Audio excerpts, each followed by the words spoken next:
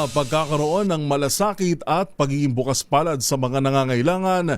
Mensahe ni Pangulong Bongbong Marcos ngayong Pasko. Detalye ng balita, RH14, Ms. Let Narciso. Ms. Let. Yuel, kaisa si Pangulong Ferdinand Marcos Jr. ng Sambayan ng Pilipino sa pagdiriwang ng Pasko. Sa kanyang Christmas message, nagpaabot ng pagbati ang Pangulo sa lahat sa panahon ng pagsilang ni Jesus. Hangad nitong maging maligaya at makabuluhan ang selebrasyon ng bawat pamilya at magkakaibigan. Nanawagan naman si Pangulong Marcos na huwag sanang kalimutan ang mga kababayang nangangailangan ng malasakit at maging bukas palad sa may hirap, may sakit at mga biktima ng kalamidad.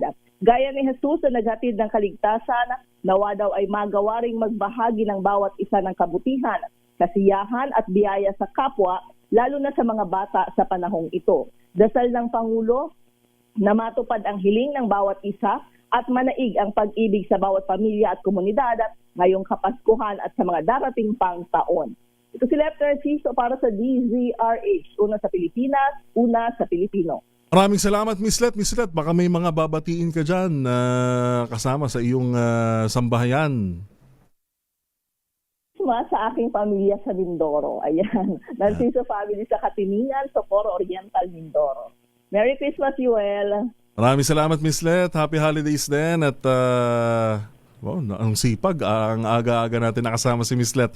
Maraming salamat, RH14, Ms. Let Narciso. Maganda